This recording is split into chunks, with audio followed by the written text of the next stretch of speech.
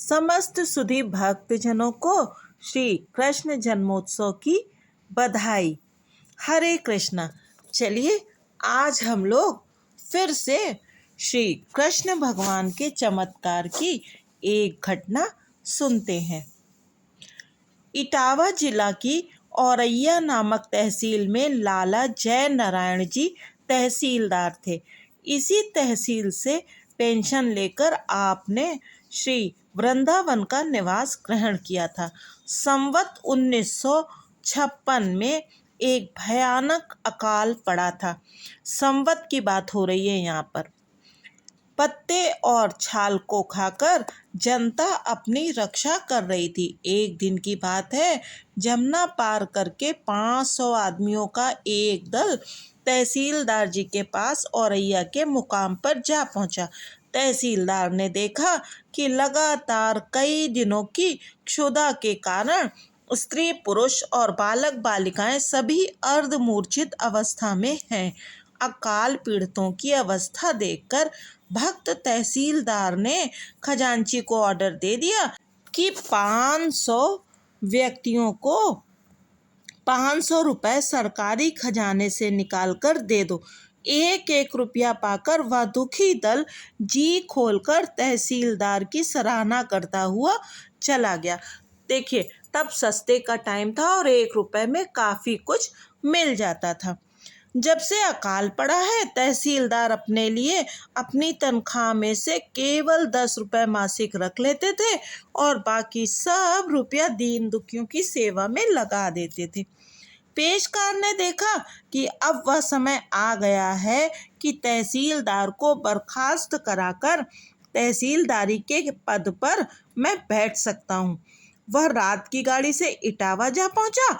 Collector से चुपके से कहा कि तहसीलदार औरैया सरकारी खजाने को अपने खजाने की तरह लुटा रहा है, जांच की जानी चाहिए।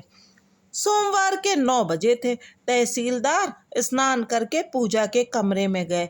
वे अपने गोपाल जी को स्नान करा रहे थे। तब तक कार खास के चपरासी ने आकर कहा, चपरासी, हुजूर गजब हो गया।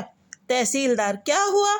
चपरासी, कल इतवार की शाम को आपने जो 500 रुपए गरीबों में बंटवा दिए थे, उसकी शिकायत किसी ने जाकर साहब से कर दी है।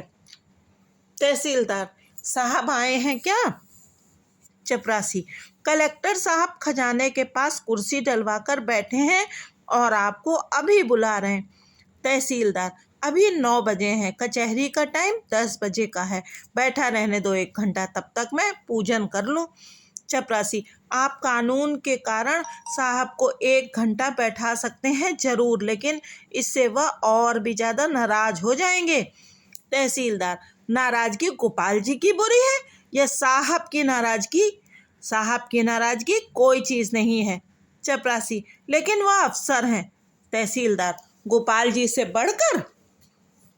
चपरासी, अच्छा, अभी 1 घंटे का समय है, आप किसी सेठ के यहाँ से 500 रुपये मंगवा लीजिए और खजाने में जमा करा दीजिए। तहसीलदार, गोपाल जी से बढ़कर कौन सेठ है? नरसी की हुंडी द्वारिका में सांवरा सकरा गया। चपरासी, सड़क पर सेठ छंगामल से मेरा सामना हो गया था। अभी मैंने कहा था कि अगर ज़रूरत पड़े तो आप मदद कर देना। सेठ जी ने कहा कि तहसीलदार साहब का हुक्म होना चाहिए। 500 क्या चीज़ है, 5000 खजाने में जमा करवा दूंगा। तहसीलदार, सेठ छंगामल की दया से बढ़कर हमारे सेठ गोपाल जी में दया है। उसकी दया का क्या ठिकाना है, जो भक्त सुदामा के लिए तीनों लोगों के खजाने लुटा देने के लिए व्याकुल हो गया था। मैं किसी से कुछ नहीं मांगूंगा। मोरे दास कहाई न आसा, करई तो कहूँ कहा विश्वासा। तब तक खजांची भी आ पहुंचा। उसने कहा, साहब कहता है खजाना खोलो, मैं जांच करूंगा। तहसीलदार ने खजांची के सामने चाबी फेंक कर कहा, जाओ और जांच करा दो। खजांची, मगर खजाना कम है, पूरे 500 रुपये कम है। तहसीलदार, 1 पैसा कम नहीं है, खजाना पूरा है, तुम जांच कराओ, तब तक मैं भी वहीं आता हूँ। चाबी लेकर खजांची चला गया। चपरासी भी चला गया। भक्त ने भगवान की पूजा शुरू की। पूजन करते समय यह भी न कहा कि खजाने को पूरा कर दीजिए। व्यापक भगवान से कुछ कहो या न कहो, वे खुद ही सब जानते हैं। पूजा करके भोग लगाया और फिर भोजन किया। 5 मिनट आराम किया, फिर कपड़े पहनकर तहसीलदार तहसील में जा पहुंचे। खजाने के पास कलेक्टर साहब बैठे थे और कागज पर गिने हुए रुपयों को लिख रहे थे। खजांची गिन रहा था। तहसीलदार जिस समय पहुंचे जांच खत्म हो चुकी थी। साहब, वेल तहसीलदार, अब तुम्हारे सामने शर्मिंदा है, खजाना पूरा है। तहसीलदार, राम राजा राम प्रजा राम साहूकार है। साहब, वेल पेशकार, तुमने हमसे तहसीलदार साहब का झूठा शिकायत क्यों किया, क्यों हमको परेशान किया? You main dismiss. तहसीलदार ने कहा, नहीं हुजूर, पेशकार साहब की शिकायत बिल्कुल सच थी। कल मैंने 500 रुपये तकसीम कर दिए थे। साहब, कुछ हो, हमको तो खजाना पूरा मिला। तहसीलदार, अब मैं अपनी पेंशन चाहता हूँ। कलेक्टर, नहीं तहसीलदार साहब, आपको हम डिप्टी साहब बनाना मांगता है, पेशकार को बर्खास्त करना मांगता है। तहसीलदार, नहीं हजूर, पेशकार को क्षमा कीजिए, नहीं तो मुझे बड़ा भारी सदमा होगा। कलेक्टर, अच्छा, पेशकार को माफ़ किया। साहब चला गया। 5 महीने तक तहसीलदार ने और भी नौकरी की। इसके बाद पेंशन लेकर वे श्री वृंदावन को चले गए। चलते समय आपने तहसीलदारी का सारा चार्ज उसी पेशकार को दिया था और कहा था, जिस कुर्सी के लिए आपने मेरी शिकायत की थी वही कुर्सी मैं आपको अपने हाथों से देता हूँ। सुनते हैं कि उसी रोज से पेशकार साहब की सारी कुटिलता दूर हो गई और ईश्वर में उनका विश्वास दृढ़ हो गया। चलते चलते वे पेशकार को भी भक्त बना गए। ये संस्मरण है श्री सब नारायण जी चित्रगुप्त जी का, और ये कथा मैं आपको सुना रही हूँ कल्याण के भगवत कृपा अंक से। चलिए दूसरा संस्मरण सुनते हैं। ये संस्मरण है श्री रा बा पावले जी का। वे लिखते हैं, यह घटना बहुत पहले की है। मैं उस समय 12-13 वर्ष का था। हमारे परिवार में पिताजी, माताजी तथा छोटी बहन सम्मिलित थे। पंढरपुर की यात्रा के लिए निकला। शेगांव में संत गजानन महाराज के दर्शन करने के उपरांत हम लोग त्र्यंबकेश्वर गए। वहां से नासिक आए। नासिक से संध्या की गाड़ी से बम्बई के लिए प्रस्थान किया। गाड़ी में भीड़ थी, कठिनाई से स्थान मिला। बैठने के अनंतर जब सामान की संभाल की तो माताजी का बॉक्स दिखाई नहीं दिया। वे एकदम बेचैन हो गईं और फिर दहाड़ मारकर रोने लगी, क्योंकि उस बक्स में उनके कपड़ों और कीमती सामान के अतिरिक्त विठोबा जी की पूजन सामग्री तथा उनके लिए संकल्प की हुई वस्तुएं भी थीं। गाड़ी का पूरा डब्बा छान मारा, किंतु बक्स का पता न चला। अगले स्टेशन पर जब गाड़ी रुकी तो पिताजी ने स्टेशन मास्टर से शिकायत की। नासिक स्टेशन को फ़ोन किया कि ज्ञात करें कोई बॉक्स प्लेटफॉर्म पर तो नहीं छूट गया, किंतु नकारात्मक उत्तर मिला। अब तो माताजी की बुरी दशा थी। पिताजी समझा रहे थे कि बम्बई में सब सामान खरीद लेंगे, किंतु व्यर्थ। उनका वही आग्रह था कि वर्षों से संकल्पित वस्तुओं की समता क्या खरीदी हुई वस्तुएं कर सकती हैं?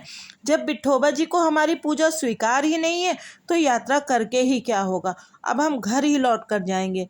जब वे फिर बुलाएंगे तभी आएंगे। यदि उन्हें हमारी भेंट स्वीकार होती तो बक्सा खोता ही क्यों? पिताजी ने कहा, ठीक है, बम्बई से लौट आएंगे। किंतु माताजी जैसे बेसुध सी हो गई थी, अपने में खोई हुई। रात को 10 बजे हम लोग बम्बई पहुंचे। हीरा बाग की धर्मशाला तक पहुंचते पहुंचते 11:45 बज गए। धर्मशाला 10 बजे बंद हो जाती है। बड़ी अनुनय विनय के बाद चौकीदार ने फाटक खोला, लेकिन कहा, इस समय कोई कमरा नहीं है, ऊपर छत पर सो जाओ। हम लोग छत पर चले गए। मैं और मेरी छोटी बहन तो थोड़ी देर बाद ही निद्रा देवी की गोद में चले गए और कुछ समय बाद पिताजी की भी आंख लग गई, किंतु माताजी को नींद कहाँ। माताजी बेसुध सी बैठी थी, आंखों से निरंतर आंसू झर रहे थे और उनका ध्यान विठोबा जी के चरणों में लगा था। लगभग 3 बजे माताजी के पास एक ग्रामीण वृद्ध और वृद्धा आए। उनसे रोने का कारण पूछा। माताजी ने भरे कंठ से पूरी घटना बता दी और कहा, हमारे भाग्य खोटे हैं कि घर गृहस्थी के झंझटों से जैसे तैसे तो निकल पाए, लेकिन विठोबा को ये भी मंजूर ना हुआ। अब फिर उसी जंजाल में लौट जाएंगे। वृद्ध ने कहा, क्या तुम अपना बक्सा पहचानती हो? माताजी बोली, भला अपना बक्सा ना पहचानूंगी? इस पर उस वृद्ध ने अपने पीछे की ओर से घूमकर बक्सा सामने लाते हुए कहा, यही है तुम्हारा बक्सा? हाँ हाँ, यही है कहते हुए माताजी हर्ष विह्वल होकर पिताजी को पुकारने लगी। देखो देखो, बक्सा मिल गया। पिताजी ने आंखें खोलकर कहा, अरे सच? कौन लाया? माताजी ने उधर संकेत करते हुए कहा, ये बाबा लाए हैं। पर अब बाबा वहाँ कहाँ थे? पिताजी ने कहा, कहाँ है बाबा? माताजी ने भी देखा, ना बाबा थे ना उनके साथ वाली वृद्धा। दोनों आश्चर्यचकित रह गए। हमें भी जगाया गया। अब पिताजी सारी धर्मशाला खोजते फिरे, पर वृद्ध और वृद्धा में से कोई भी दिखाई नहीं दिया। चौकीदार से पूछा तो उसने भी बताया कि आपके बाद यहाँ कोई नहीं आया। पिताजी माताजी से बोले, तुम्हारी भक्ति से प्रसन्न होकर विठोबा और माँ रुक्मणी को स्वयं वृद्ध वृद्धा के वेश में आना पड़ा। माँ आंखें बंद कर उनके ध्यान में डूब गई। भावाविष्ट उनकी आंखों से आंसुओं की झड़ी लग गई। ये आंसू हर्ष के आंसू थे। वे प्रसन्न मन से विठोबा के दर्शन को गईं। हम सभी का मन अब आनंद से भर गया। यद्यपि उस समय मैं छोटा था, तथापि आज भी मुझे वह घटना याद है।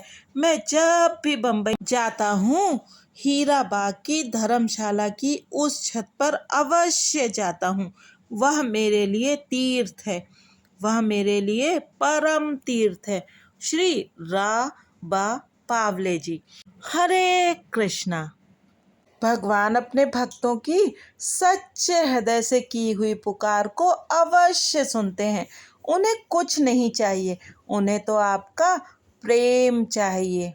अगर आपको ये वीडियो अच्छा लगे तो कृपया लाइक और चैनल को सब्सक्राइब अवश्य करिएगा।